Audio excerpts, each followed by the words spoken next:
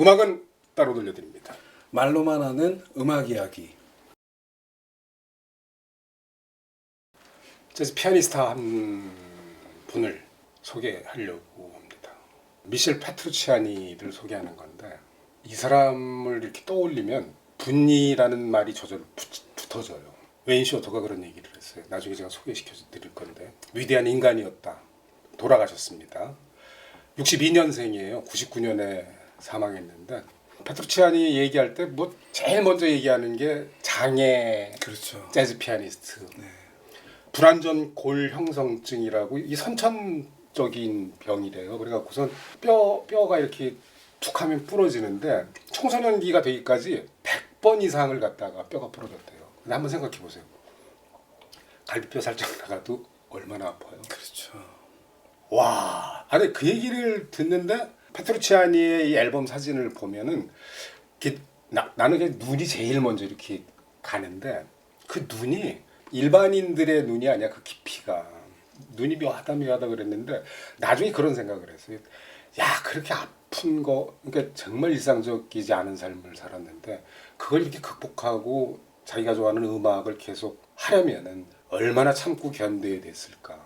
연주하는 모습을 보면은 어떻게 저런 신체를 갖고 저런 연주를 해내나 하는 생각이 들고, 근데 저는 개인적으로 종합적으로 이분 연주를 들으면 신체적 장애에서 오는 거와 정반대의 어떤 느낌, 그러니까 되게 밝고 낙관적인 그런 연주가 저는 이렇게 딱 떠오르거든요. 그래서 사실 이거 이 소개하면서, 그러니까 여태까지 안 들어보셨던 분들을 위해서 사실 이 장애 얘기를 안 하려고 그랬는데 그냥 안 할 수가 없어서 지금 했는데, 그렇죠. 일단 첫 곡을 소개해드릴게요. 첫 곡은 아마 페트루치아니의 대표곡, 그렇죠. 시그니처 상징과 같은 곡이죠. 예. September 2nd, 9월 2일이라는 곡이에요. 그러니까 페트루치아니 얘기를 하면 뭐 누구한테나 처음 그럼 이 곡을 한번 들어봐라 하고 추천받는 곡이죠. 91년 앨범이에요. 91년 플레이그라운드에 수록된 곡인데, 블루노트에서 나온 앨범이죠. 그렇죠. September 2nd을 들어보시면, 그러니까 참 이게 묘한 게 이런 얘기라거든요. 장애가 있다 그러면은 저 장애를 극복하고 이만한 뭘 갖다가 만들어냈어, 이런 얘기를 하는데 페트루치아니 연주는 그런 식으로 얘기될 수가 없어요. 페트루치아니 그 스타일대로 완벽해요.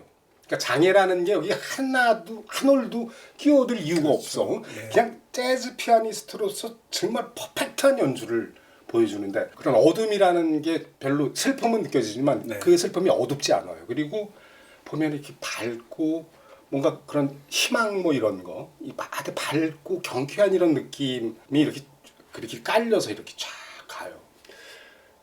페트루치아니가 늘 했던 얘기가 있대요. 저 피아노가 나를 죽음으로 끌고 갈 것이다. 그러면서 피아노에 정말 진심이었고 모든 걸 다 쏟아 넣었던 피아니스트. 날이 더워가지고선요, 8월 빨리 가고 9월이 왔으면 좋겠네 그러다가 갑자기 세프템버송 뭐 이러다가 페트루치아니가 생각이 나죠. 그러니까 이 세프템버 세컨이 생각이 나가지고 오늘 이제 첫 곡으로 소개를 해드렸는데, 페트루치아니가 프랑스 사람이에요. 그래서 어려서 4살쯤에 집에서 TV를 보는데 듀크 웰링턴 쇼를 봤대요. 그래갖고 그때 피아니스트가 되기로 결심을 했대요. 그래갖고선 클래식 피아노를 하다가, 가족이 패밀리 밴드였다고 그래요. 형도 베이시스트고 아버지도 뭐 기타리스트가 그렇고 그랬죠. 네, 그래서 거기서 이제 연주를 하다가 77년에 케니 클락이랑 이제 파리로 와서 15살 때쯤 파리로 올라와서 케니 클락이랑 공연을 했는데, 그게 이제 프랑스 사람들한테 입에 오르게 내리고 프랑스에서 이제 스타가 됐어요. 82년쯤에 캘리포니아로 건너와가지고 미국으로 이주해갖고 그때 찰리 로이드를 만나서, 찰스 로이드를 만났는데 재밌는 사건이에요. 은퇴를 선언했어요. 은퇴를 찰스 로이드가. 그래가지고 그래가지고선 미국 재즈계에 그게 사건이었는데 은퇴를 한 게. 근데 페트루치아니 연주를 보고 아니야 그럼 다시 하겠어 해가지고 번복하고 순회 공연을 갖다가 다시 시작했어요. 근데 그게 페트루치아니를 갖다가 미국에서 이름을 알리게 된 계기가 됐었죠.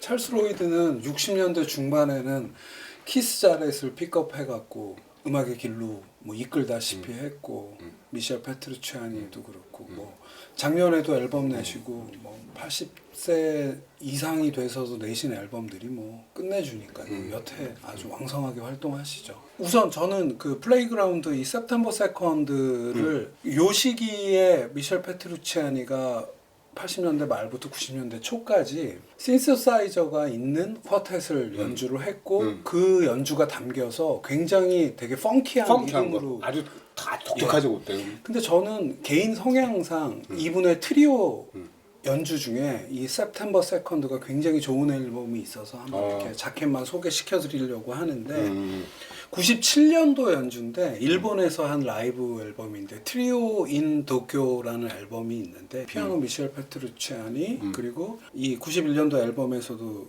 베이스를 치고 있는 앤토니 잭슨이 베이스를 치고 스티브 겟이 드럼을 연주하는데 그냥 피아노 어쿠스틱 트리오로만 이 곡을 연주한 게 있는데 오히려 러닝 타임이 조금 더 길어요. 근데 굉장히 훌륭해서 이 91년도 플레이그라운드 앨범에 되게 펑키한 전자음이 들어간 버전이랑 요거랑 연결해서 들으시면 훨씬 더 배가가 되지 않나 하는 생각이 드네요. 네.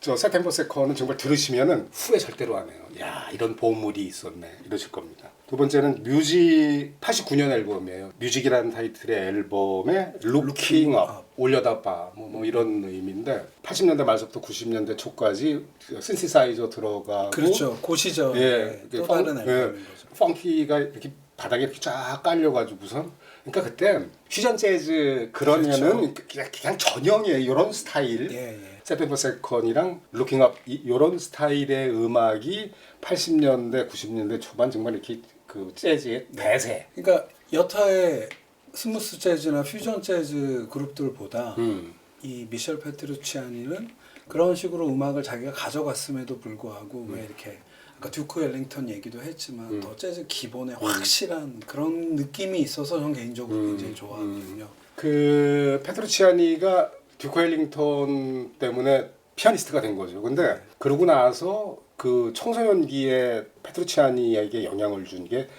빌 에반스였대요. 네. 그리고 나중에는 케이스 자렛도 굉장히 그 영향을 줬고.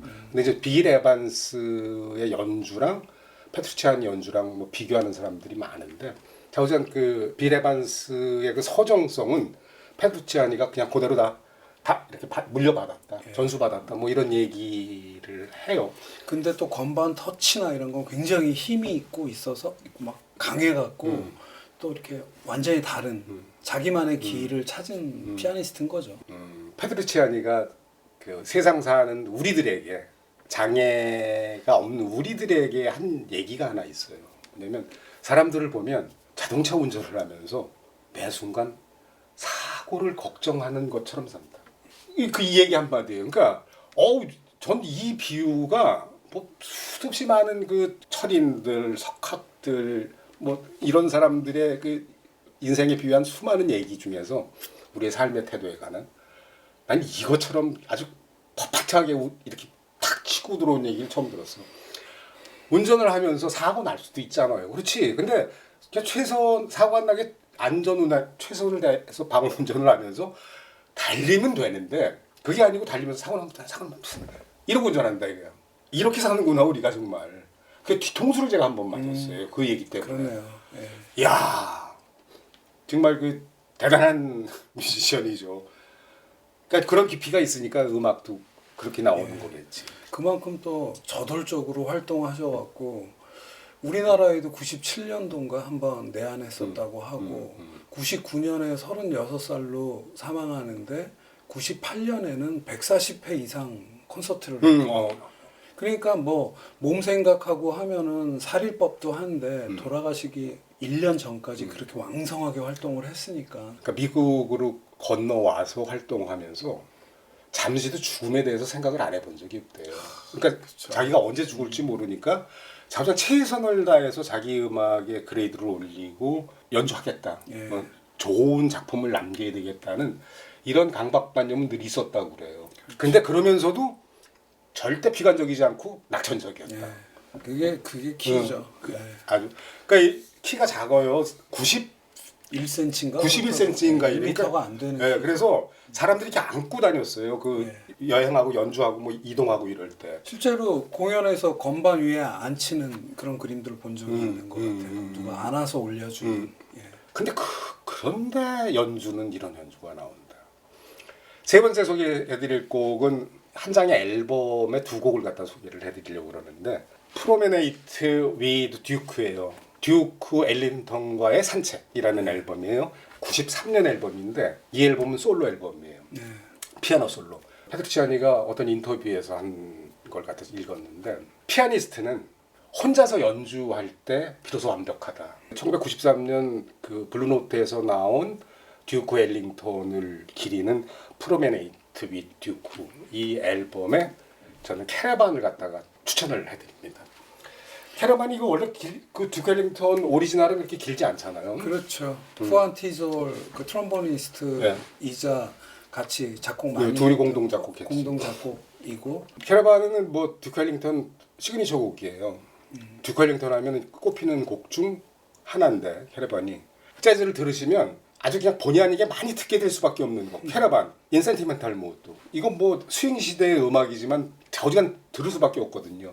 그러니까 오리지널들 들어보시고 페트루치아니의 연주를 들어보시면 피아노가 그러니까 키스 자렛이랑은 또 다르고 요즘 우리 대한민국 국민들이 피아노 사운드에 대한 관심이 굉장히 높잖아요. 이민찬이 그전엔 조성진 때문에 우리 그 이민찬 라흐마니노프 연주를 들으면서 피아노에 잘 모르지만 이렇게 뭔가 이렇게 느껴지는 게 있잖아요. 그 연주에서 이민찬 연주보다도 사실 캐러반을 갖다가 들으면 피아노 몰라도 이렇게 팍팍 오는 게 있을 거예요. 페트루치아니가 이것도 한 얘기인데 자기는 연주를 할 때 이 음악이 듣는 사람들의 머리가 아니라 가슴에 전해지기를 바라면서 뭐 이런 얘기를 한 적이 있어요.